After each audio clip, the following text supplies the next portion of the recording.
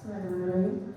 Assalamualaikum warahmatullahi wabarakatuh. Alhamdulillah, syukurlah. Yang saya hormati Bapak Ibu guru yang sudah berkenan hadir pada hari ini, hari Senin tanggal 23 Oktober 2023 dalam rangka diseminasi budaya positif di sekolah. Bapak Ibu sekalian, pada kesempatan hari ini Bapak beserta Ibu diundang dalam rangka pemaparan diseminasi budaya positif yang pada kesempatan kali ini akan dipaparkan atau dipresentasikan oleh Ibu Erdiana Andika Holidia, SPD, calon guru penggerak angkatan 9 SMA Negeri 1 Gunung Putri. Baik Bapak Ibu sekalian, sebelum acara kita lanjutkan kepada presentasi, kami mohon kepada Bapak Ibu yang berada di sini agar menyimak bersama secara seksama dan nanti kami mohon respon positif dari Bapak Ibu terkait dengan materi yang disampaikan oleh Ibu Erdiana Andika Holidia SPD. Jadi Bapak Ibu, langsung saja presentasi ini akan disampaikan oleh Ibu Erdiana Andika Holidia SPD. Kepada Ibu Erdiana Andika SPD, dipersilakan. Terima kasih Bu Nani atas waktu dan kesempatannya. Assalamualaikum warahmatullahi wabarakatuh. Masih belum semangat Bapak Ibu? Assalamualaikum warahmatullahi wabarakatuh. Waalaikumsalam warahmatullahi wabarakatuh. Ya, selamat pagi menjelang siang Bapak Ibu semuanya, salam sejahtera untuk kita semua. Baik Bapak Ibu, saya pertama-tama mengucapkan terima kasih sebanyak-banyaknya kepada Bapak Ibu semua yang sudah hadir pada pagi hari ini, yaitu untuk memberikan diseminasi budaya positif di sekolah tercinta kita, yaitu SMA Negeri 1 Gunung Putri. Saya Erdiana Andika Holidia, calon guru penggerak angkatan 9 dari SMA Negeri 1 Gunung Putri, Kabupaten Bogor, Provinsi Jawa Barat. Hari ini saya akan mendiseminasikan budaya positif di sekolah, yaitu sebelumnya saya mengucapkan selamat datang kepada Bapak Ibu guru hebat. Mari belajar bersama, berkolaborasi, mari saling mendukung mewujudkan disiplin positif di sekolah kita tercinta, terutama untuk sekolah kita tercinta. Baik Bapak Ibu, sepertinya saya masih melihat wajah Bapak Ibu yang setelah mengajar ya agak sedikit belum bersemangat. Mari kita bersemangat dulu sebelum saya memaparkan materi yang nantinya akan saya berikan kurang lebih 1 jam ke depan. Alangkah lebih baik kita bersemangat dulu biar tambah seger dan suasananya semakin hangat ya. Gimana, setuju Bapak Ibu? Setuju. Ya, kita berdiri dulu semuanya. Ya.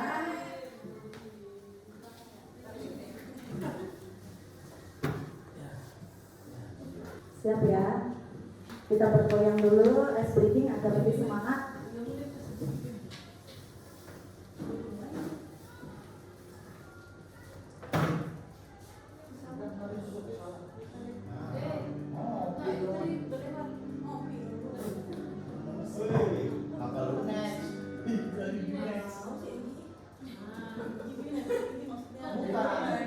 Udah lagi jalan itu. Oke. Ya. Yuk kita ikuti. Pak Acep sebelah sini Pak Acep. Kelihatan itu.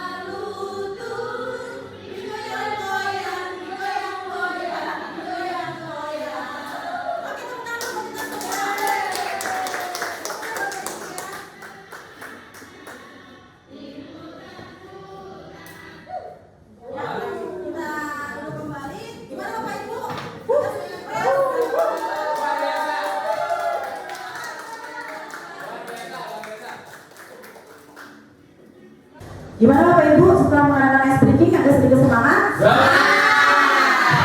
Mudah-mudahan semangat ya Bapak Ibu semua. Oke. Nah, ya hari ini saya memberikan seminar mungkin semacam praktik baik yaitu tentang budaya positif. Nah, menurut Bapak Ibu ya, apa sih yang Bapak Ibu tahu tentang budaya positif gitu ya? Kan banyak nih budaya positif, bahkan sekolah kita pun kayaknya sudah melakukan budaya positif ya. Barangkali ada yang mau memberikan pendapatnya tentang apa sih yang Bapak Ibu tahu tentang budaya positif apa saja yang memang ada di sekolah kita. Mangga, silakan Bapak Ibu yang tahu tentang budaya positif. Ya, Bu Agustina. Iya, budaya Budaya positif itu adalah nilai-nilai baik yang ditetapkan di sekolah. Mungkin itu sederhananya Bu. Oke, baik, terima kasih untuk Bu Agustina. Ada lagi Bapak Ibu? Ya, Bu Jenny. budaya positif itu menurut saya adalah praktek melakukan tindakan-tindakan baik yang dilakukan di lingkungan sekolah. Betul, ya, betul sekali. Bisa ada dengan contohnya Bapak Ibu budaya positif seperti apa contohnya? Ya, Bu Pai.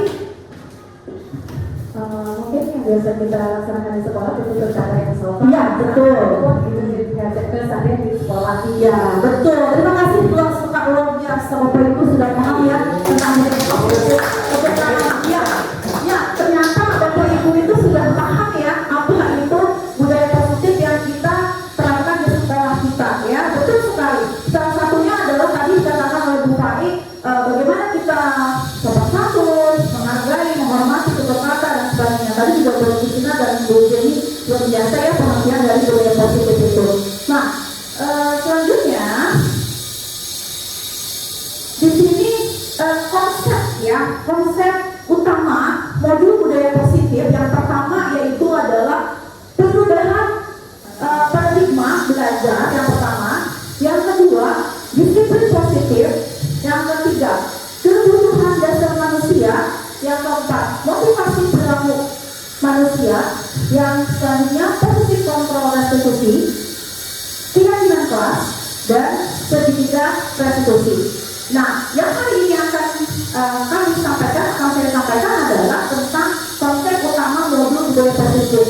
Ini saya menyelesaikan modul budaya positif di modul 1.4 Bapak Ibu untuk aksi nyata saya yaitu calon guru penggerak angkatan 9 ya. Makanya kita bahas bersama-sama untuk konsep utama yang pertama adalah modul budaya positif ya. Selanjutnya, nah ini kita akan membahas yang pertama yaitu pembelajaran dengan paradigma baru Bapak Ibu. Yang pertama di sini mungkin saya mau tanyakan balik dengan Bapak Ibu ya. Kita itu kan kalau tidak salah di sini itu kita sebagai Bapak Ibu guru ya sudah melaksanakan pembelajaran ada dua tipe biasanya. Yang pertama pembelajaran berpusat kepada guru dan berpusat kepada siswa atau murid ya. Nah sekarang saya mau tanya dulu kepada Bapak Ibu, kira-kira yang sudah kita laksanakan ya berpusat kepada siapa nih yang sudah kita laksanakan tipe pembelajarannya? Maka yang mau berpendapat silakan dengan alasannya seperti apa silakan. Ada? Yang sudah Bapak Ibu laksanakan? Kita pembelajarannya lebih kemana? Lebih efisiennya lebih berpusat kepada guru atau kepada siswa Bapak Ibu? Kepada siswa. Betul sekali. Kenapa Bapak Ibu kepada siswa? Motivasi belajarnya mengetahui kita di mana. Betul. Ya. Iya, betul sekali. Iya, Bapak Ibu betul sekali. Ada lagi? Ya, Pak Riki, silakan. Nggak apa-apa. Enggak. Saya menambahkan aja ya, mungkin untuk mengetahui bagaimana peserta didik memahami suatu materi. Betul, yang tepuk tangan dulu untuk kita semua ya Bapak Ibu. Luar biasa. Jadi betul ya Bapak Ibu. Jadi pembelajaran yang kita lakukan itu seharusnya untuk sekarang mungkin kita pernah melaksanakan pembelajaran itu berpusat kepada guru. Contohnya itu masa lampau yang kita tahu ya, berpusat pada guru itu ceramah salah satunya.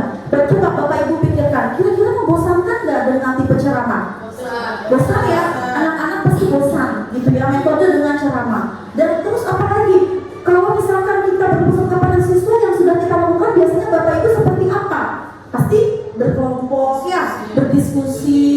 Terus apa lagi? Ada ice breaking-nya gitu ya, sehingga ya betul termasuk sebaya, sehingga anak siswa tidak membosankan. Nah itulah sesuai dengan Ki Hajar Dewantara, Bapak kita ya, Bapak Ki Hajar Dewantara, Bapak pendidik ini kita, bahwasannya Bapak Ki Hajar Dewantara itu memberikan gitu ya filosofinya untuk sebagai guru itu menuntun gitu ya, memfasilitasi sebagai fasilitator, sehingga sekarang itu pembelajaran lebih ditekankan untuk berpusat kepada siswa gitu ya Bapak Ibu ya. Jadi paradigma ini kita rubah, yang dulu kita berpusat kepada guru dengan metode-metode lampau, sekarang kita rubah Bapak Ibu harus berpusat kepada siswa, sehingga siswa itu benar-benar ya, benar apa?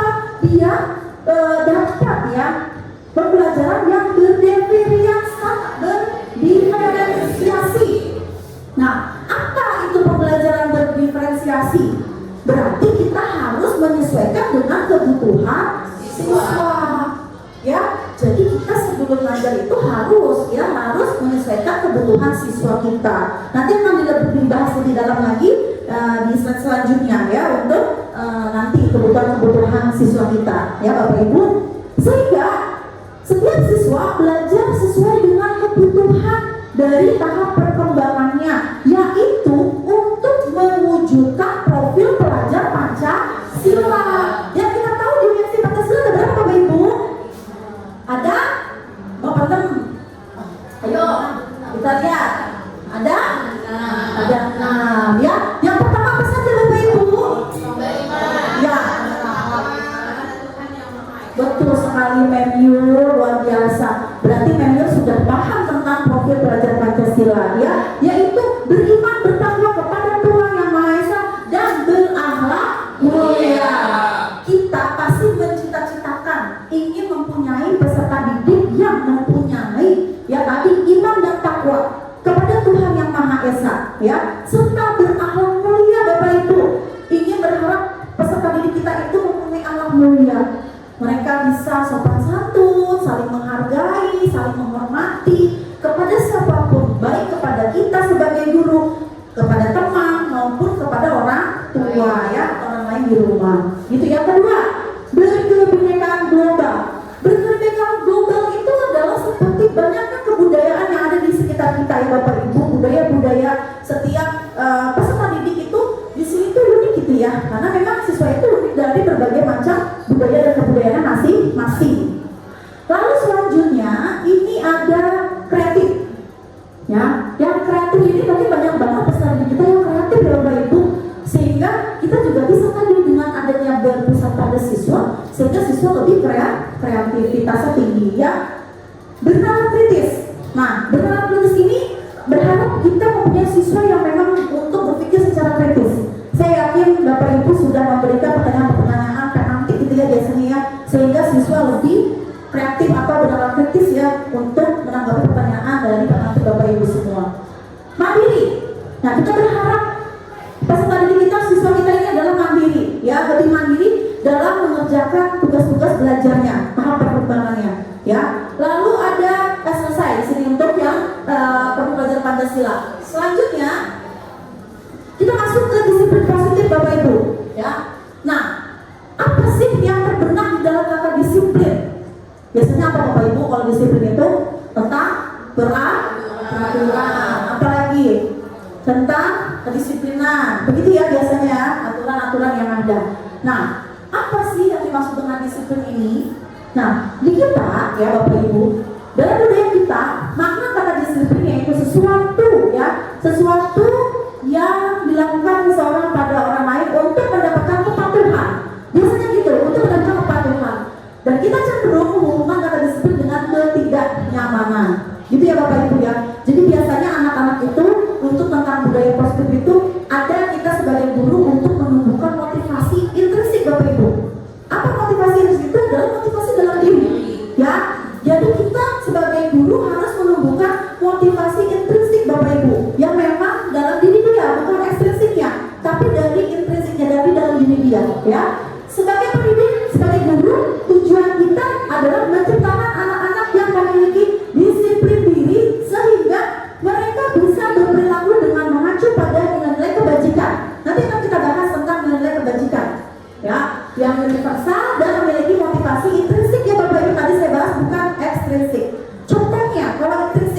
kita.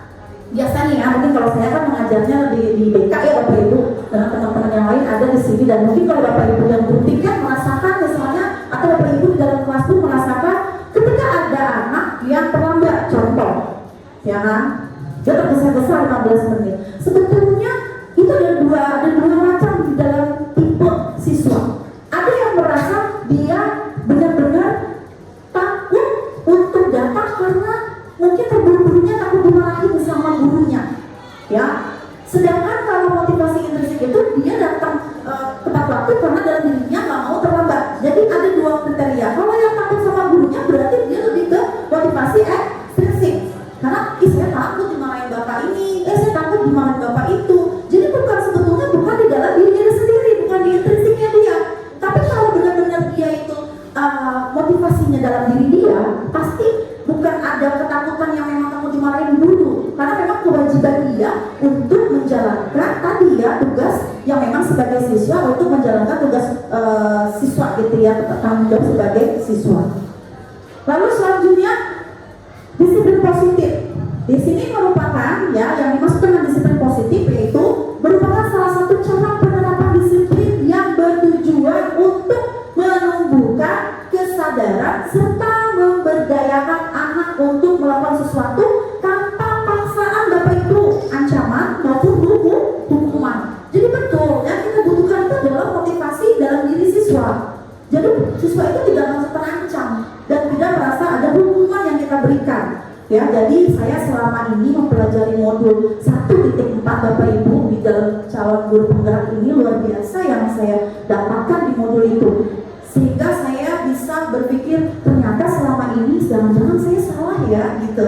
Jangan-jangan saya melakukan ini tidak benar ya. Dengan adanya ilmu baru yang saya dapatkan, saya bisa terbuka gitu wawasan saya dan pikiran tadi, mindset kita gitu ya Bapak Ibu semua. Sehingga kita tahu budaya positif yang kita tanamkan di sekolah itu kira-kira benar nggak sih kita jalankan gitu dengan adanya tadi ya, sesuai dengan kebutuhan siswa dan lain-lain. Next, selanjutnya sebagai pendidik, tujuan kita adalah menciptakan peserta didik yang memiliki disiplin diri sehingga mereka berperilaku mengacu kepada nilai-nilai kebajikan universal dan memiliki motivasi intrinsik dalam perubahan perilaku ke arah yang lebih baik. Setuju Bapak Ibu? Jadi tujuan kita itu tadi ya gitu, dengan adanya memberikan nilai-nilai kebajikan, nanti akan kita bahas lagi tentang nilai-nilai kebajikan di slide selanjutnya, sehingga mempunyai motivasi dalam diri dia dalam perubahan perilaku ke arah yang lebih baik lagi gitu ya. Nah ini nilai-nilai kebajikannya ya, nilai yang sepakati bersama lepas dari suku, bangsa, agama. Bahasa di sini mungkin hanya latar belakang. Contoh nilai kebajikan ya di sini dalam kita sekolah ya.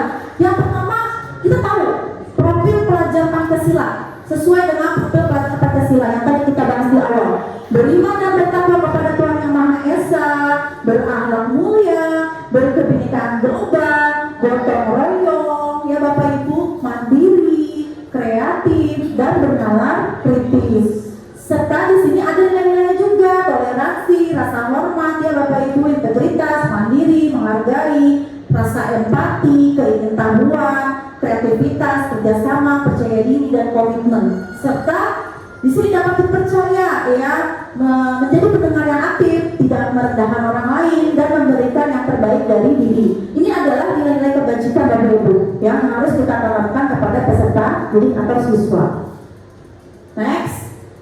Nah, kita masuk sekarang ke selanjutnya, yaitu kebutuhan dasar manusia. Tentang Bapak Ibu sering mendengar kebutuhan dasar manusia, ya kita tahu ya, menurut Maslow itu ya, menurut kebutuhan dasar manusia.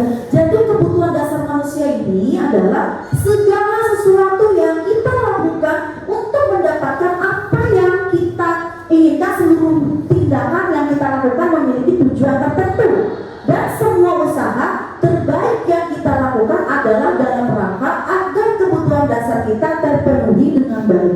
Bapak Ibu perlu kita ketahui, kebutuhan dasar ini seharusnya kita tahu kebutuhan dasar siswa kita. Kenapa?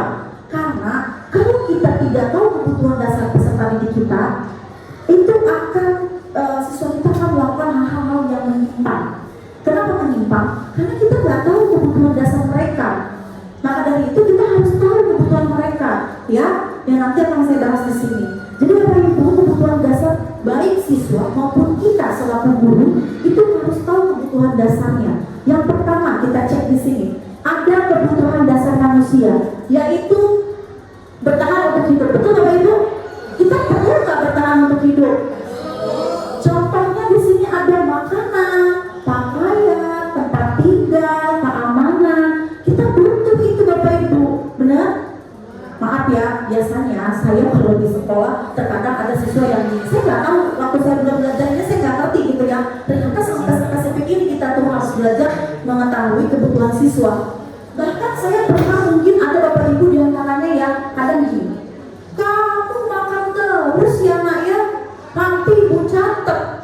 Kamu ke kantin terus, nanti ibu apain? Mungkin ada di antaranya yang pernah tanpa kita sengaja, saya pun pernah melakukan hal seperti itu tanpa sengaja. Kalau mungkin kita tidak tahu kebutuhan dasar dia. Nyatanya apa Bapak Ibu? Kita harus tahu dulu kenapa dia terlambat datang ke sekolah. Misalkan dia ke kantin, makan. Nah kita harus tahu barangkali dia butuh itu kebutuhan dasarnya, butuh makan karena orang tuanya mungkin tidak memberikan sarapan Bapak Ibu. Terus bisa jadi anak ini terlambat, terburu-buru, tergesa-gesa, orang tua sudah menyiapkan anaknya yang terlambat takut dimarahi juga sama Bapak Ibu. Jadi kita tidak bisa mempush anak tanpa ada penyebab ataupun kebutuhan apa sih kira-kira yang dibutuhkan oleh siswa kita, gitu ya. Selanjutnya kasih sayang Bapak Ibu dan rasa diterima. Banyak kita temui di kelas kita, anak-anak kita yang ingin sekali, pengen banget rasa diterima, dipedulikan, berbagi kerjasamanya. Contoh, kita memberikan kerjasama misalkan di dalam satu tim buat presentasi. Nyatanya si anak pernah nggak Bapak Ibu merasakan, ibu saya nggak diterima sama itu karena itu begini begitu misalnya. Bahkan ada yang ngadu ke saya pun kayak gitu, ya. Banyak sekali ya teman-teman di BK juga suka ada yang, terus saya nggak bagian kelompok tuh gitu ya, dengan terus saya nggak ini. Nah kenapa? Berarti yang itu butuh Bapak Ibu, yaitu ini kebutuhan dasar dia. Dia harus mempunyai kebutuhan kasih sayang dan rasa diterima, sehingga dia itu tidak merasa ditolak, ya. Ditolak. Kalau dalam BK apa namanya ada untuk ditolak dan diterima? Ayo, namanya apa? Sosiometri.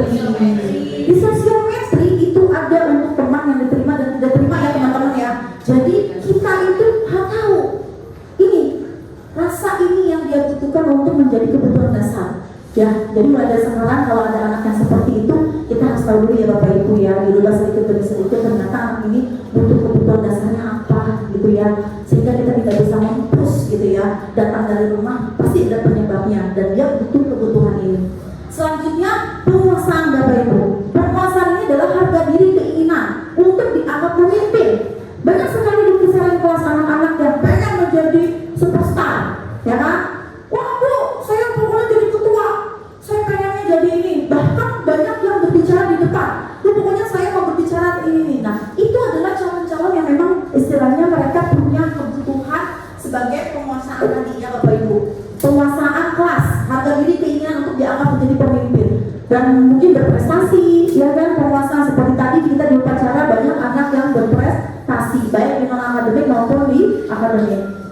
Kebebasan, Bapak Ibu tahu kalau kebutuhan dasar manusia ini kebebasan. Yang pertama di sini ada mandiri, memiliki pilihan, mencoba hal baru yang mampu gitu ya. Dan ini salah satunya contohnya, misal Bapak Ibu sebelumnya sudah pernah belum kadang memetakan siswa sesuai dengan profil belajarnya, gaya belajarnya. Yang kita tahu gaya belajar ada berapa Bapak Ibu?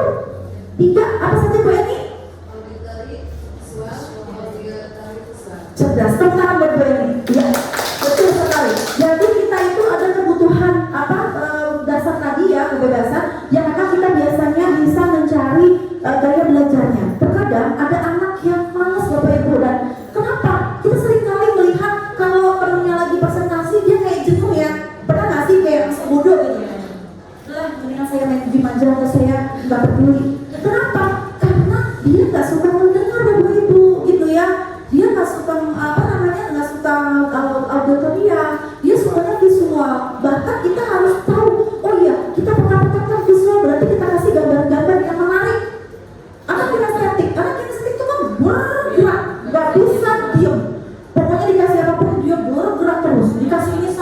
ternyata dia sukanya main basket di lapangan.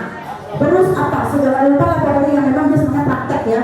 Kalau kita mungkin belajarnya biologi atau kimia, ada guru kimia di sini ada Bu Jenny. Biasanya suka praktek di apa namanya lab ya, sukanya praktek. Anak kita itu gitu, sukanya mencoba-coba untuk lebih senang bergerak. Jadi kita harus tahu kebebasan sehingga anak yang itu tuh kebutuhannya apa sih? Karena dia punya kebebasan Bapak Ibu. Dia nggak bisa dipaksakan dengan gaya belajar dia. Oh kamu pokoknya harus mendengar, harus mendengarkan, harus melihat. Ternyata kita belum memposisikan tadi gitu ya. Makanya di awal harus tadi yang pembelajaran berdiferensiasi adalah kebutuhan siswa Bapak Ibu ya. Selanjutnya kesenangan. Kesenangan ini mereka senang bermain, humor, antusias, tertawa, berbahak-bahak, dan jangankan murid, kita pun sama. Benar nggak sih? Kita butuh kesenangan Bapak Ibu. Kadang kita mungkin bisa serius ya Bapak Ibu. Mungkin kalau di tempat ini kita merasa serius. Ketika kita di luar kita bisa terbahak-bahak, butuh tertawa, butuh bercanda, refreshing. Dan itu butuh banget gitu, kebutuhan dasar memang harus kita penuhi. Jadi setuju ya Bapak Ibu, mulai hari ini kita mulai sedikit-sedikit mulai berubah dan bisa menerapkan siswa kita nantinya disesuaikan dengan kebutuhan dasar mereka. Gitu ya Bapak Ibu ya? Setuju ya? Mana semangatnya setuju? Ya. Oke, kalau saya bilang SMA Negeri 1 Gunung Putri terdepan. Kalau saya bilang SMA Negeri 1 Gunung Putri terdepan ya. Siap Bapak Ibu? Biar enggak lemas. Siap. SMA Negeri 1 Gunung Putri terdepan. SMA Negeri 1 Gunung Putri terdepan. Terima kasih ya. Kita selanjutnya. Nah ini ada satu kasus Bapak Ibu. Kita bisa lihat sendiri. Ibu Ani ya, guru kelas 10 di SMA Pelita, sedang bingung menghadapi ulah salah satu murid di kelasnya. Namanya si Abi. Beberapa anak telah datang dan mengeluh. Abi seringkali meminta bekal makanan siang ya mereka dengan paksa. Jadi mereka si Abi ini sering meminta paksa temannya untuk minta makan siangnya. Jika Anda menghadapi situasi seperti Ibu Ani, apa yang akan Anda lakukan menurut Anda? Kira-kira apa alasan Abi melakukan itu? Mungkin menurut Bapak Ibu ya. Di sini saya lihat, kita perhatikan di sini ini salah satu kasus ya Bapak Ibu. Dalam konteks penerapan disiplin positif, Ibu Ani sebaiknya mencari tahu alasan Abi melakukan tindakan tersebut agar mengetahui kebutuhan mana Bapak Ibu yang sedang berusaha dipenuhi oleh si Abi. Bisa dipahami sampai sini? Jadi si Abi itu suka minta makanan siang-siang, dia tuh suka ngerecokin temennya, ya kan? Dipaksa tuh temennya. Nah, kebutuhan apa? Kita lihat di sini satu persatu.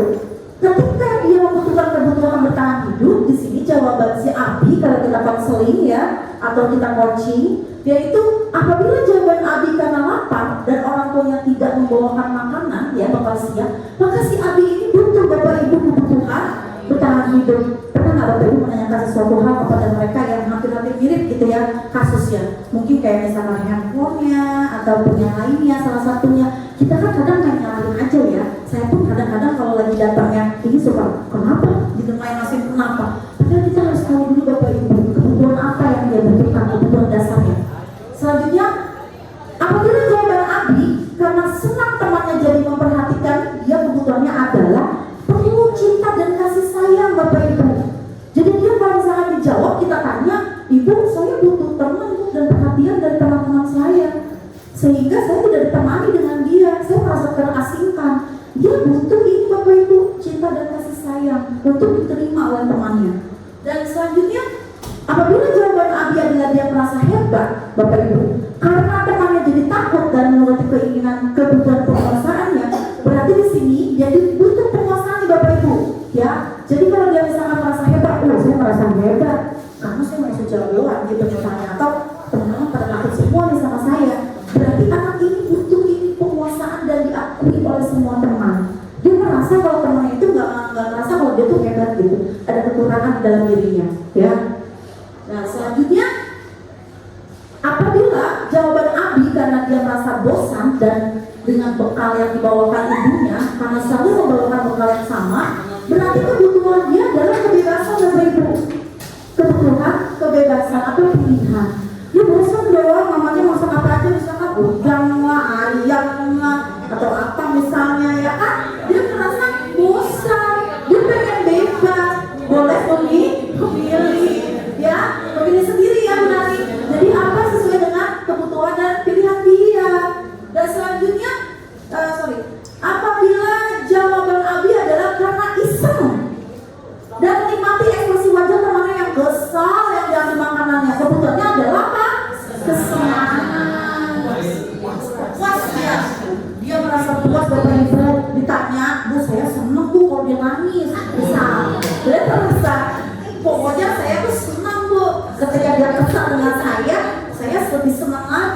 berarti memang anak ini butuh kesemangat.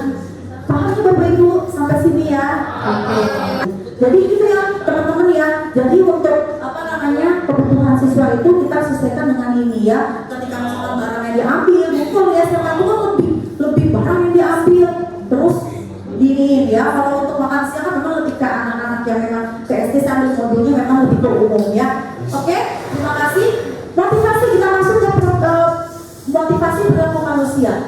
Nah, satu, menghindari ketidaknyamanan dan hukuman Bapak Ibu ya. Motivasi perilaku manusia ini menghindari yang pertama ketidaknyamanan dan hukuman. Murid melakukan disiplin diri karena takut dihukum. Ini adalah tingkatan rendahan dari motivasi perilaku manusia. Jadi kita motivasi siswa itu macam-macam ya. Yang pertama itu menghindari ketidaknyamanan dan hukuman. Mereka itu sebetulnya kalau akan terlambat itu menghindari ini kadang-kadang, ya kan? Nah ini perilaku manusia karena takut dihukum anak-anak. Yang kedua, untuk mendapatkan imbalan atau penghargaan dari orang lain. Murid melakukan disiplin diri karena ia mengingat imbalan motivasi ini satu tingkat di atas motivasi yang pertama. Jadi kadang-kadang anak-anak itu ada yang ingin mendapatkan imbalan Bapak Ibu. Dia datang ke sekolah tepat waktu. Salah satunya pengen apa? Apresiasi, betul. Apalagi dipuji, betul sekali. Apalagi biasanya anak-anak ini butuh perhatian untuk betul. Jadi lebih ke situ makanya ya anak-anak. Wah, saya tuh pengen dipuji sama Bapak ini. Saya senang pelajaran Bu Haji ini. Saya senang dipuji sama Bu Haji atau Bang Mendiur misalnya. Jadi dia senang pengen mendapatkan penghargaan ya. Selanjutnya yang ketiga, untuk menjadi orang yang mereka inginkan dan menghargai diri sendiri dengan nilai-nilai yang mereka percaya. Jadi murid ini yang sebetulnya ini ya Bapak Ibu, murid melakukan disiplin diri karena sadar akan nilai kebajikan. Tadi kan ada nilai-nilai kebajikan ya, bertanggung jawab, saling menghormati gitu ya. Ini adalah motivasi yang akan membuat seseorang memiliki disiplin positif. Jadi kita mengharapkan ini Bapak Ibu, yang nomor 3 ini untuk menjadi ini mereka menginginkan menghargai diri sendiri dengan nilai-nilai yang mereka percaya. Bahwasanya motivasi intrinsik itu harus ada dalam diri dia masing-masing sehingga bisa menanamkan ini semua siswa gitu ya, akan menerapkan nilai-nilai kebajikan tadi ya begitu. Selanjutnya konsep disiplin dengan identitas gagal. Di sini hukuman ini termasuk identitas gagal menurut siswa. Hukuman itu apa aja? Menyakiti, bersifat satu arah, menarik siswa merasa tidak nyaman, memaksa murid menyembunyikan kesalahan, betul sekali, berupa hukuman fisik dan psikis. Murid menjadi rendah diri. Jadi ini hukuman nanti kita bahas di segitiga restitusi biasanya ya di sini. Jadi ini untuk yang identitas gagal kita. Nah, untuk konsep disiplin dengan identitas sukses seperti apa Bapak Ibu? Konsekuensi, ya. Konsekuensi ini terencana dan disepakati. Tadi kalau yang sebelumnya mana tadi ya? Nah ini, kalau yang sebelumnya ada hukuman. Kalau hukuman itu Bapak Ibu sifatnya biasanya tidak terencana. Contoh, anak ada yang datang terlambat ke sekolah atau ke kelas, tanpa kita sadari. Bapak Ibu pernah nggak kalau misalnya ada anak yang terlambat ke kelas, Bapak Ibu apain? Ayo jujur. Biasanya diapain? Ya, kadang suka apa? Ya, suka keluar dulu ya, suka keluar dulu, terus jangan masuk gitu ya. Pokoknya nanti sampai berapa jam baru gitu ya. Itu perlu kita sadari, itu salah satu hukuman, gitu ya, salah satunya. Karena mungkin kita juga punya pengalaman biasanya di sekolah waktu kita kecil ya, itu memang Bapak Ibu rasanya membekas sekali ketika kita ada guru yang berbicaranya kurang etis atau kurang baik, walaupun maksud dan tujuan Bapak Ibu guru benar, tapi kadang-kadang kita suka membekas di hati kita ya. Saya juga pernah dulu merasakan hal yang memang guru itu terlalu menyentuh ke dalam. Waktu SD saya pernah ngerasain kayak gitu waktu SD, dan memori dia itu kan teringat terus sampai kita besar. Betul sekali, jadi memori kita itu kan teringat, dulu saya pernah diingin sama bapak ini, ibu ini, dan itu memori dia akan terus teringat. Jadi segimana mungkin, sebisa mungkin kalau bisa hindari itu ya. Nah selanjutnya tadi konsekuensi. Kalau konsekuensi ini terencana Bapak Ibu, disepakati sesuai dengan peraturan. Biasanya di awal suka dibilang, nah peraturan kelas kita atau sekolah kita itu tidak boleh misalkan menggunakan sepatu bla bla bla bla. Baju harus warna ini, misalkan atau apa. Konsekuensinya apa? Konsekuensinya kalau misalkan kita terlambat misalnya, kamu tepat waktu datang harus jam 7. Kalau lewat dari jam 7 konsekuensinya harus misalnya apa? Ngaji, menyanyi misalkan, atau misalnya suka membersihkan apa ya, menyiram bunga dan sebagainya. Ini konsekuensi. Tapi terkadang membuat siswa juga tidak nyaman seperti itu, gitu ya. Tidak nyaman dengan ada konsekuensi, gitu. Jadi siswa juga kadang masih tidak nyaman. Sikap guru selalu memonitorin murid, ya kan? Ini kan konsekuensinya. Dan restitusi yang memang harus kita terapkan adalah di sini adalah restitusi. Saya juga baru tahu Bapak Ibu ternyata ada istilah restitusi. Saya tuh sampai di bawah untuk apaan sih? Iya benar. Jadi nanti kita bahas ada di segitiga ya di sisa selanjutnya. Jadi restitusi ini kita harapkan Bapak Ibu proses menciptakan kondisi bagi murid untuk memperbaiki kesalahan, yaitu proses kolaboratif yang mengajarkan murid untuk mencari solusi sendiri. Jadi siswa itu diajarkan untuk mencari solusi, gitu ya. Nanti ada di slide terakhir kita bahas lebih dalam lagi. Jadi diharapkan kepada siswa ini untuk restitusi ini, gitu ya. Selanjutnya konsep disiplin pendekatan restitusi, sebuah cara menanamkan disiplin positif pada murid.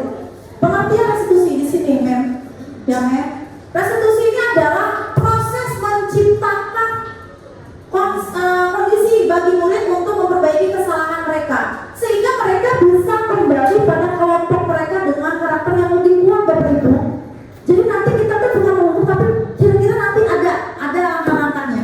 Nanti saya akan jelaskan di akhir segitiga restitusi namanya. Jadi ini tuh pengertian restitusi. Jadi kita menciptakan kondisi siswa Bapak Ibu untuk memperbaiki kesalahan mereka. Mereka lebih bertanggung jawab apa yang memang mereka sudah lakukan. Dan kita nanti akan menanyakan balik, mereka akan coaching, akan konseling. Apa sih kira-kira gitu ya yang bisa tadi mereka terapkan sehingga mereka bisa balik lagi tidak seperti itu, gitu ya. Selanjutnya ciri-ciri restitusi. Di sini bukan menebus kesalahan, namun belajar dari kesalahan. Jadi nggak ada tebus kesalahan ya, tapi dia belajar dari kesalahan. Memperbaiki hubungan, tawaran bukan paksaan, menuntun untuk melihat ke dalam diri, mencari kebutuhan dasar yang mendasari tindakan, fokus pada karakter bukan tindakan, menguatkan dan fokus kepada solusi. Intinya mencari solusi, ya, cari jalan keluar. Mungkin kalau orang-orang di guru BK hampir pernah melakukan itu, tapi kita nggak tahu bahasa ini ternyata ini ternyata sebetulnya seperti gini, gitu ya. Iya. Nah, perbedaannya hukuman, guru menghukum siswa ngomong bendera selama 10 menit. Ini perbedaannya tadi hukuman. Jadi kita kalau menghukum anak tuh kalau kita terlambat, semua kamu lari keliling, dipisah-pisahkan terus anak disuruh hormat bendera. Itu hukuman Bapak Ibu. Masih ada nggak sih Bapak Ibu guru yang dulu tuh masih ada ya, tapi sekarang mudah-mudahan tidak ada ya, menghukum sampai begini dan kecil ya, apa kuping. Nah, tapi kalau sekarang nggak ada, alhamdulillah ya. Guru marah dan murid menjadi takut. Nah, mungkin ada di antara kita masih ada siswa guru marah sehingga murid menjadi takut. Konsekuensi, guru memberikan konsekuensi untuk mengerjakan PR saat istirahat atau dikerjakan sebanyak berkali lipat. Ada konsekuensinya, ya. Tapi anak merasa tidak nyaman dengan konsekuensi itu, ya. Guru tegas dan siswa menghormati peraturan. Nah, ini konsekuensinya. Restitusi, jadi ini yang kita harapkan Bapak Ibu. Restitusi, guru menanyakan keyakinan kelas atau dirinya dan membantu siswa menyelesaikan masalahnya Bapak Ibu. Kita tanya dulu dengan yang tadi, kebutuhan dasarnya, ya kan? Terus juga kita tanyakan dulu keyakinan dianya nanti di kelasnya, dirinya dan membantu siswa. Yang ini adalah yang kedua, guru terbuka dan siswa menghormati dirinya dan orang lain. Saling terbuka dan saling menghormati kepada guru maupun orang lain. Selanjutnya di sini 5 posisi kontrol restitusi. Nanti saya akan bertanya kepada Bapak Ibu semuanya, ya. Yang pertama ada tipe penghukum. Yang kedua pembuat merasa bersalah. Nah, ini teman seperti ini. Selanjutnya pemantau. Selanjutnya manajer. Nah, sekarang saya tanya. Kalau saya dulu ya, saya pernah Bapak Ibu, saya menjadi ini pernah. Saya jujur, saya pernah menjadi penghukum. Saya pun pernah menjadi ini. Kadang-kadang ya pernah menjadikan ini dan teman pun mungkin lebih agak sering. Nah, sekarang saya tanya, Bapak Ibu lebih kemana? Ada yang mau berpendapat atau memberikan ininya? Masuk apa namanya suaranya? Kira-kira Bapak Ibu pernah di posisi mana? Kalau di mana-mana itu tidak apa-apa Bapak Ibu, tidak apa-apa, ya. Kalau pemantau itu nanti kita cek, ada di slide berikutnya. Jadi dia itu lebih memantau seperti apa kamu sudah mengerjakan tugas gitu. Jadi tidak menghukum, lebih memantau kegiatan dia hari-hari atau tugas dia gitu. Mana yang pernah kira-kira Bapak Ibu pernah lakukan? Kalau teman kan seperti ada bahasa, tolong bantu ibu ya nak, gitu ya. Terus kalau manajer nanti kita lihat lebih. Gimana? Kira-kira Bapak Ibu yang mana? Yang di antara posisi kontrol ini yang mana pernah Bapak Ibu lakukan? Ya, baik. Yang pertama mungkin karena background cip-cip. Terima kasih banyak waktunya Bu Diana. Berdasarkan pengalaman, yang pertama mungkin sebagai teman ya, karena memang tergantung di lingkungan konseri, kita pasti butuh informasi dari anak-anak gitu. Semakin kita berspasi sama anak, semakin sedikit informasi yang kita terima. Dan saya pun tidak menutup kemungkinan di akhir-akhir ini atau mungkin dari sebelum-sebelumnya, saya pun juga sebagai pengukur gitu ya. Ketika saya memposisikan diri sebagai kita berpikir, nah harus ada konsekuensi di balik anak-anak ini. Jadi saya harus memposisikan diri untuk sebagai itu karena untuk memberikan efek jerah. Mungkin caranya aja mungkin ya, kalau tadi harus lebih dilihat kembali gitu. Dan kalau merasa berbuat salah, biasanya lebih kalau misalkan anak-anak di BK yang merasa yang sudah berbuat salah dan orang tuanya sampai menangis ketika kami panggil, dan ada hati yang sakit dari mereka setelah mereka berbuat suatu kesalahan itu, berarti ini minimal dia paham bahwa yang ada orang lain yang terluka jika dia berbuat seperti itu. Terus mungkin berarti Ya, terbuka. Ternyata Bapak Ibu sudah paham ya istilah-istilah seperti ini ya untuk posisi kontrol kita yang di bagian restitusi yang kita lihat di sini ya Bapak Ibu. Nah, ini nanti saya akan memberikan sedikit video, mungkin saya ini dulu ya, saya skip dulu nanti. Jadi kita lihat dulu di sini ya, kasus tidak memakai atribut lengkap di sini. Contoh penerapan 5 posisi kontrol Bapak Ibu. Kita ambil kasus siswa tidak memakai atribut lengkap pada saat upacara bendera. Sering kita lihat ya, bahkan mungkin di antara kita pernah memposisikan kamu di ujung sana, di ujung sini ya kan? Nah, kita lihat di sini. Nah, ini pengukur Bapak Ibu. Tadi kita pernah menjadi pengukur. Tadi sudah disampaikan oleh Bu Faik, kita pun kayaknya saya pun pernah menjadi pengukur, tapi tidak seperti ini ya. Ini contoh saja. Kalau jadi pengukur, ini adalah format yang bendera mungkin selama 1 jam. Mudah-mudahan di sekolah kita tidak ada ya, kalau tidak ada ya. Ya, tipe dulu ya betul, tipe dulu. Pokoknya rasa bersalah. Berapa kali ibu bapak harus memberitahu kamu selalu saja mengecewakan ibu atau bapak. Jadi ada kata-kata berapa kali sih mak, kamu itu harus mengecewakan ibu atau bapak, gitu kan? Ada kata-kata, kok kamu bikin ibu kecewa sih mak? Kok gini lagi sih mak? Kok begitu? Nah, ini adalah salah satu pembuat apa? Pembuat rasa bersalah. Ya kan? Lalu tenang. Tadi Bu Faik pernah menjadi tenang. Saya pun pernah merasakan hal yang sama. Ayo dong ikuti aturan sekolah. Tolong dong, tolong ibu, gitu ya. Tolong ibu ya, sekali ini, ya kan? Ya sudah, tidak apa-apa, lain kali jangan sampai berbuat seperti ini lagi ya nak ya. Jadi kita pernah ya merasakan hal yang menjadi tenang posisinya. Jadi ada kata-kata, ayo dong bantu ibu, gitu kan? Nah, itu bisa menjadi posisi kontrol kita sebagai teman. Lalu sebagai pemantau tadi manajer di sini, kita pernah melakukan, kamu sudah melanggar peraturan sekolah, kamu tahu berapa konsekuensinya, gitu ya? Atau setelah upacara kamu beli atributnya di koperasi. Nah, jangan diulang lagi. Misalkan mengerjakan tugas pun sama kata-katanya seperti ini. Jadi di sini ada kata-kata ini, kita memantau. Kamu tahu gak sih konsekuensinya, gitu ya? Setelah upacara kamu beli atribut ke koperasi dan jangan diulang lagi. Oke, kita percepat. Manajer ini kita harapkan Bapak Ibu, apakah kamu tahu kesalahanmu? Ini yang diharapkan. Kira-kira bagaimana kamu memperbaiki kesalahanmu? Gitu ya, Bapak Ibu, ini yang diharapkan di restitusi. Jadi kita harus menjadi seorang manajer. Ya, setuju Bapak Ibu? Setuju. Oke, posisi kontrol apakah? Nah, sekarang kita sudah tahu, sudah saya sampaikan kira-kira posisi apa boleh ngacungin tangannya ya. Kira-kira ini apa Bapak Ibu? Saya kecewa sekali dengan kamu. Salah. Oh iya, sama ini.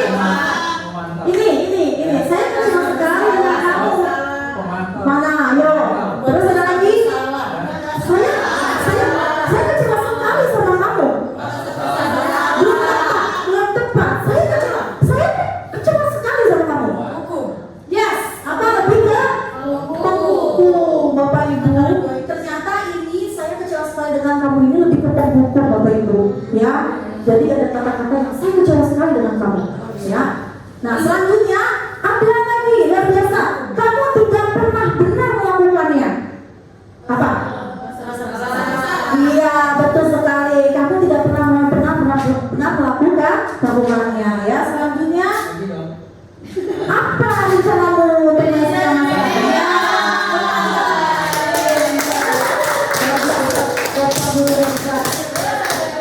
Ini apa? Ayolah lakukan pernyataan. Luar biasa. Kamu tidak pernah mendapat nilai jika tidak mengerjakan tugas. Bermantau. Tepuk tangan untuk kita semua Bapak Ibu yang hebat dan yang hebat berita perguruan putri. Ya, selanjutnya saya akan menjelaskan keyakinan kelas. Ya, mengapa keyakinan kelas? Mengapa bukan peraturan kelas? Ya, kenapa sih bukan keyakinan kelas? Kenapa sih keyakinan kelas? Kenapa bukan peraturan kelas? Peraturan memaksa. Ya. Tidak ada kesepakatan. Kalau keyakinan pasti disepakati oleh kedua belah pihak. Betul, Bu Jenny juga sama Bu Fai sepertinya ya satu arah. Jadi betul Bapak Ibu, kenapa sih keyakinan kelas? Ini bukan peraturan kelas. Ya kita tahu kalau di dalam kita berkendara aja kalau di jalan kita harus menggunakan helm. Ketika Bapak Ibu harus menggunakan helm, pastikan di situ dengan timbul apa? Peraturan lalu lintas. Tapi kalau Bapak Ibu meyakini menggunakan helm itu bukan peraturan lalu lintas karena untuk keselamatan, keamanan, berarti Bapak Ibu sudah meyakini diri kita sendiri untuk keyakinan kita. Contohnya, benar nggak Bapak Ibu? Jadi kalau kita melakukan peraturan di jalan, oh iya di jalan harus menggunakan helm karena itu peraturan lalu lintas. Tapi kalau kita begini, itu peraturan saya tahu, tapi saya tambahin, saya meyakini, saya menggunakan helm karena saya yakin untuk keselamatan saya. Itu motivasi prinsip. Kalau untuk peraturan motivasi eksplisit. Betul. Keyakinan kelas adalah nilai-nilai kebajikan atau prinsip universal yang disepakati bersama secara universal lepas dari latar belakang suku, negara, bahasa maupun agama. Ya, ini saya skip. Di sini pembentukan keyakinan kelas. Keyakinan kelas bersifat abstrak daripada peraturan. Betul ya? Yang lebih rinci dan konkret Bapak Ibu. Keyakinan kelas berupa pertanyaan yang universal. Pertanyaan keyakinan kelas senantiasa dibuat dalam bentuk positif.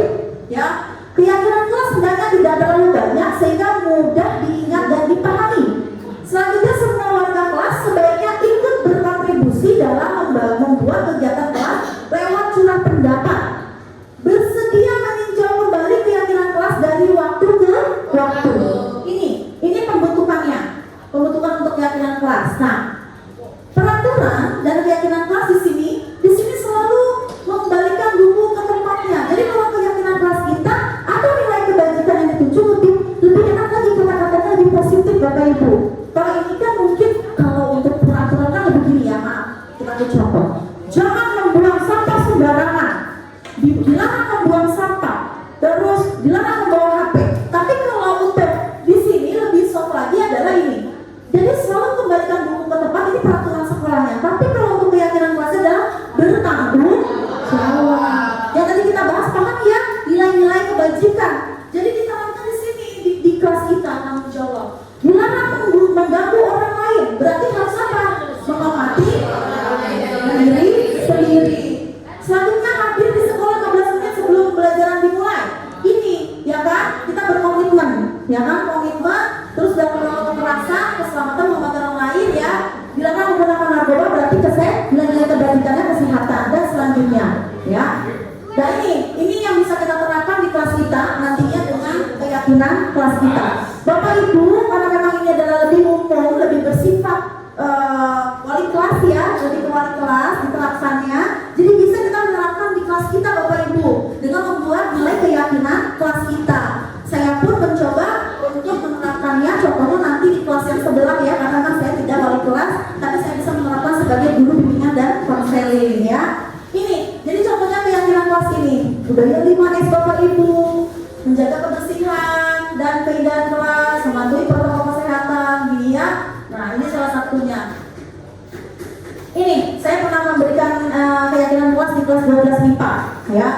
Nanti Bapak Ibu bisa membuat kesepakatan kelasnya. Ini saya juga bikin. Nanti kita bisa membuat menggunakan post-it Bapak Ibu, tuliskan caranya, kasih kertas post-itnya ke mereka. Mereka mau tulis apa di situ, kita sortir apa saja yang harus mereka siapkan. Lalu kita sortir bahasanya, baru kita buat kesepakatan kelasnya. Ternyata di sini saling menghormati, banyak list di situ keyakinan kelasnya apa. Jadi kita kesepakati. Dan keyakinan kelas itu tidak perlu banyak Bapak Ibu. Yang penting mengena di hati mereka dan ingat selalu. Oh ternyata ini adalah nilai-nilai kebajikan yang harus diterapkan di kelas siswa tersebut gitu ya. Jadi ini yang pernah saya lakukan seperti ini Bapak Ibu. Kalau lihat videonya terlalu panjang. Jadi ini saya pernah lakukan. Jadi anak-anak membuat keyakinan, kita memberikan kertas post-it ini ya. Nah kita masuk ke segitiga restitusi. Ini yang harus kita terapkan selain keyakinan kelas adalah segitiga restitusi. Apa sih segitiga restitusi? Proses menciptakan kondisi bagi murid untuk memperbaiki kesalahan mereka sehingga mereka bisa kembali pada kelompok mereka dengan karakter yang lebih kuat Bapak Ibu. Ya, melalui restitusi guru dapat membantu murid menjadi lebih memiliki tujuan disiplin positif Bapak Ibu, tentang memulihkan dirinya setelah berbuat salah, membantu murid untuk jujur pada diri sendiri dan mengevaluasi dampak dari kesalahan yang dilakukan, memberikan penawaran bukan paksaan Bapak Ibu, ditawarkan tapi tidak dipaksa ya untuk segitiga restitusi. Nah ini yang dimaksud, saya juga baru tahu nih di modul ini ternyata luar biasa ada segitiga restitusi. Nah ini yang harus kita terapkan. Nah, yang pertama ada ini Bapak Ibu, validasi tindakan yang salah. Nanti saya akan berikan contohnya. Jadi kita tahu dulu Bapak Ibu ketika kita menangani anak, kita harus tahu dulu validasi tindakan yang salahnya yang mana. Kita tanyakan dulu dengan siswa kita. Lalu kita menstabilkan identitasnya. Nanti saya ambil contohnya. Terus menanyakan keyakinan, gitu ya. Selanjutnya di sini tahapan segitiga restitusi. Yang pertama menstabilkan identitas. Berbuat salah itu tidak apa-apa, gitu ya, ada bahasa gitu. Nah apa Bu, Pak? Jadi kalau untuk pertama kita menstabilkan, ada anak yang terlambat. Ya udah, kamu kenapa terlambat? Oh, itu juga pernah merasakan hal yang sama. Berbuat salah itu tidak apa-apa, nah. Memang agak susah sih kita untuk ke sana ya. Tapi inilah yang diharapkan oleh peserta didik kita. Yang kedua, tidak ada manusia yang sempurna, nah, gitu ya. Terus saya juga pernah melakukan kesalahan seperti itu. Selanjutnya kita bisa menyelesaikan ini. Ya, Bapak Ibu tidak tertarik mencari siapa yang salah, tapi Bapak Ibu akan mencari solusi permasalahan ini. Jadi kita menanyakan permasalahannya kepada siswa. Ya, ini mudah-mudahan ya Bapak Ibu niat baik kita bisa melaksanakan tahapan segitiga restitusi ini. Mudah kok, dan kita bisa menerapkannya ya. Jadi ini yang diterapkan oleh murid-murid kita tercinta di SMA Negeri 1 Gunung Putri. Selanjutnya, kamu berhak merasa begitu kan? Nah ini kita untuk tadi ya menstabilkan identitas dia. Lalu tahapan segitiga restitusi validasi tindakan yang salah Bapak Ibu. Yang kedua, tahapan yang kedua, kita bisa ini. Padahal kamu bisa melakukan yang lebih buruk dari ini ya. Jadi kayak misalkan saya kemarin ambil contoh kasus anak mencontek misalnya, dan dia mengubrak mejanya kasusnya. Padahal dia bisa melakukan hal yang sama, misalnya memukul temannya atau apa. Tapi kita bisa bilang sama dia, padahal kamu bisa ya melakukan hal yang lebih buruk daripada itu, gitu ya. Jadi menstabilkan dulu nih, menstabilkan tadi apa, validasi tindakan yang salah dia. Tindakan dia itu yang salah yang mana? Kamu pasti punya alasan mengapa melakukan itu. Kenapa kamu melakukan itu? Misalkan ada teman yang memang dia nggak senang ini melakukan hal yang apa, baru kita tanya untuk validasi tindakan yang salahnya. Lalu kamu patut bangga pada dirimu sendiri karena kamu telah melindungi sesuatu yang penting buat kamu, gitu ya. Ini. Selanjutnya menanyakan keyakinan. Akhirnya kita tanyakan ini Bapak Ibu, apa yang kita percaya sebagai kelas atau keluarga, keyakinan kelas yang mana gitu ya yang buat. Jadi ketika kita menanyakan ini, kita tanya keyakinan siswa. Coba yang mana, nilai yang mana yang sudah diyakini sama kalian di kelas. Lalu apa nilai umum yang kita sepakati? Ya, apa bayangan kita tentang kelas yang ideal? Kita bisa tanyakan, kamu mau jadi orang seperti apa nak? Nah ini tipe-tipe yang tadi sebagai kita untuk menjadi manajer. Jadi perlu sekali ini ya Bapak Ibu nilai-nilai ini dan tahapan segitiga ini. Nah ini saya akan berikan sedikit kasus contoh yang ke satu nanti. Pandika bisa dibantu untuk yang kasus satu. Ini Pandika, nanti saya sudah melakukan contoh untuk restitusi yang saya sampaikan di sini. Ya ini Pandika. Kasus yang pertama. Boleh kasus yang kedua nanti ya, kasus yang pertama dulu ya.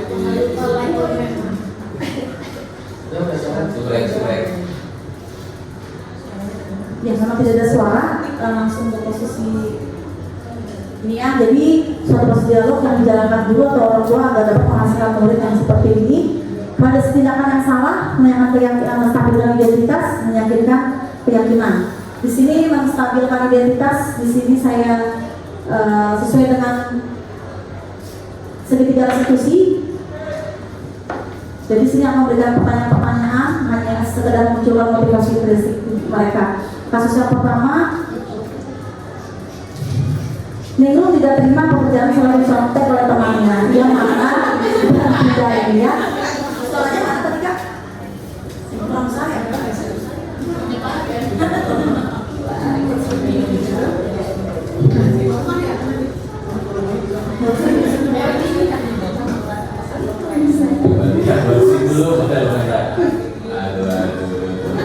Nah ini saya sedang menstabilkan apa namanya, tadi yang pertama identitas ya.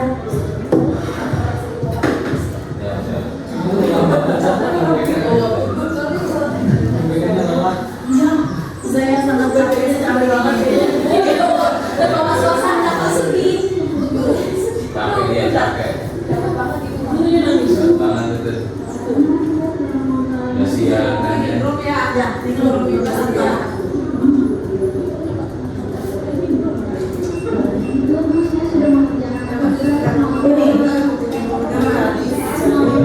Ini saya sedang menstabilkan identitas.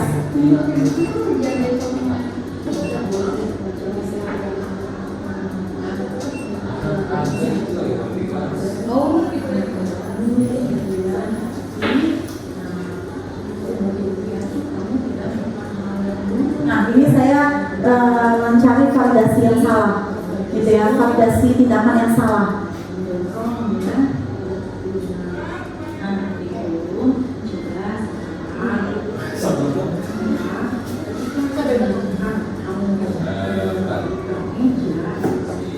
Jadi Ningrum ini menggebrak meja temannya ketika kasusnya mencontek. Jadi temannya nggak senang dicontek sama temannya. Jadi Ningrum ini dicontekin terus sama temannya. Jadi dia nggak suka. Akhirnya dia menggebrak meja. Saya stabilkan lah tadi apa namanya, mulai dari menstabilkan identitas, validasi yang salah, sampai mencari keyakinan kelas, keyakinan diri.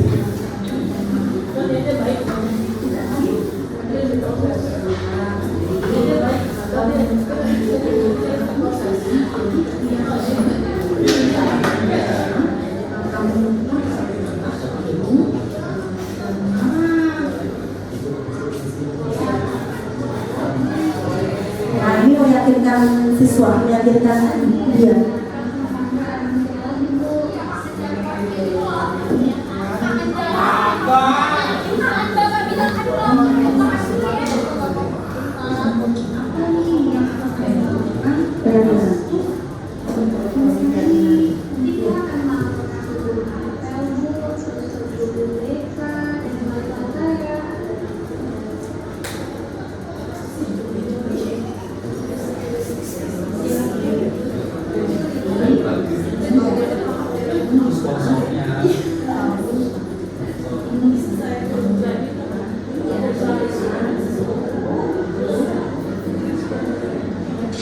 Nah ini salah satu kasus satu.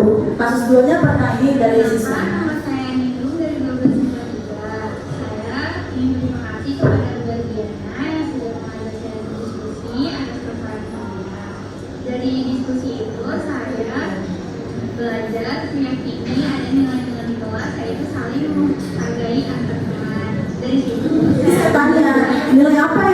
nilai kebajikan apa yang kamu dapatkan dari kasus tersebut? Jadi dia bilang saya saling menghormati Bu sama teman, saling menghargai, saling menghormati, sehingga anak itu dibutuhkan segitiga sesuci. Jadi kita bukan menghukum dia dulu terus tidak menjadi istilahnya tim yang lain-lainnya, tapi kita lebih posisi kontrol kita lebih ke manajer ya Bapak Ibu. Kita menanyakan dengan langkah segitiga restitusi kita dari mulai mengidentifikasi tadi identitas, menstabilkan identitas, terus validasi yang salah sampai meyakinkan siswa. Ya, ini kasus kedua Bapak Ibu.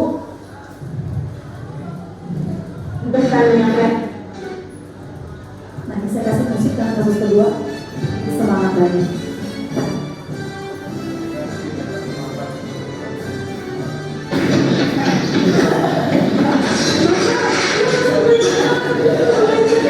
Suster obat di gerbang sekolah.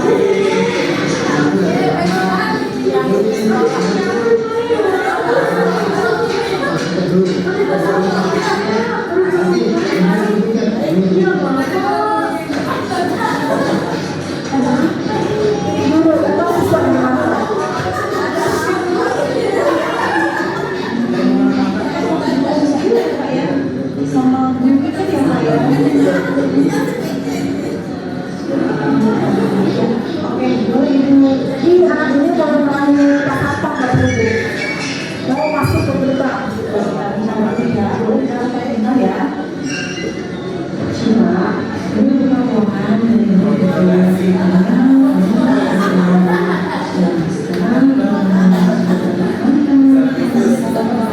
saya mulai menstabilkan identitas siswa ya.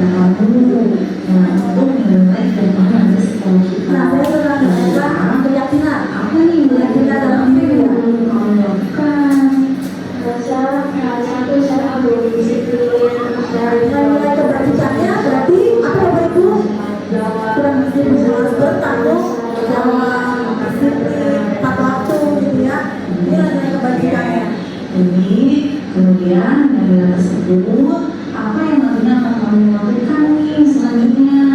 Pertama, kali ini saya mau minta maaf juga ke Pak Wakilnya yang tadi saya sempat nadanya agak tinggi pas main sama Pak Wakilnya. Terus juga kedepannya saya juga belajar untuk manage waktu saya juga. Biasanya mau jaga orang hari ini atau orang lagi. Dan kedepannya saya mencoba untuk bisa lebih disiplin, lebih tanggung jawab, dan bisa komitmen sama komitmen ada di sekolah. Bagus sekali ya Nak ya. Ibu sangat bangga sekali kepada kamu ya. Kamu sudah menyadari kesalahan kamu dan mau memperbaiki apa yang sudah melakukan kesalahannya ya. Terima kasih untuk kesempatan ini. Karena ini ya kita baru banget, saya juga baru melihat Bapak Ibu ya untuk cek.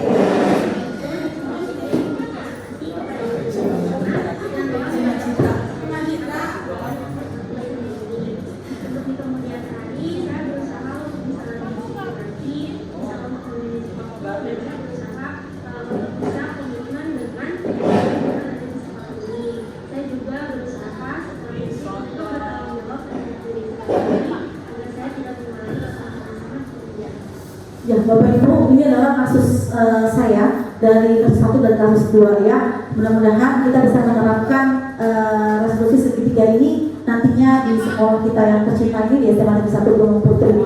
Kita pernah melakukan, tapi kita tidak tahu, kita tidak terstruktur gitu ya Bapak Ibu. Kita pernah melakukan, tapi tanpa kita sadari ternyata inilah segitiga restitusi seperti ini. Mungkin itu Bapak Ibu hari ini yang bisa saya sampaikan. Mudah-mudahan saya bisa memberikan praktik baik kepada Bapak Ibu semua. Tugas saya selaku calon guru penggerak angkatan 9 dari SMA Negeri 1 Gunung Putri Kabupaten Bogor, mudah-mudahan bisa bermanfaat untuk kita semua. Bila saya akhiri Bapak Ibu, mungkin kalau ada kurang dan baik sikap ataupun kata-kata atau kata yang kurang baik mohon dimaafkan. Terima kasih, kita akan ketemu lagi di kesempatan yang lainnya. Salam guru penggerak. Terima kasih, tergerak, bergerak dan menggerakkan. Wassalamualaikum warahmatullahi wabarakatuh.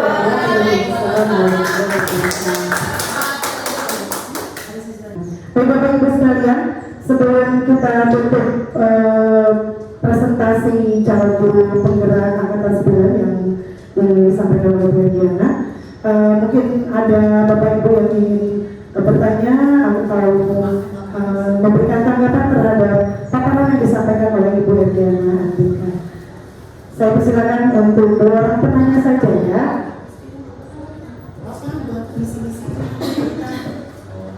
Tanggapan boleh, kalau mau bertanya atau ibu Pak Yedi, ya paling tidak. tanggapan ini.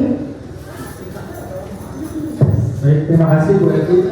Sangat menarik dan sangat menambah ilmu bagi kami yang insya Allah akan kami terapkan di kelas, insya Allah. Oke, pertanyaannya kan tadi kan kita kan berbicara menyelesaikan permasalahan. Kira-kira permasalahan yang apa atau semua permasalahan bisa dilakukan penyelesaiannya dengan retribusi tersebut, atau hanya ada beberapa permasalahan saja? Tolong dijelaskan itu. Terima kasih. Assalamualaikum warahmatullahi wabarakatuh. Bisa dijawab saja, Bu Edi. Pak Regi izin menjawab. Luar biasa pertanyaan Pak Regi. Terima kasih Pak Regi atas pertanyaannya. Jadi yang saya dapatkan adalah kalau untuk permasalahan siswa, untuk pertanyaannya semua permasalahan sebetulnya kita bisa menggunakan segitiga restitusi. Ya, cuma tadi memang kita harus memperhatikan langkah-langkahnya, gitu ya.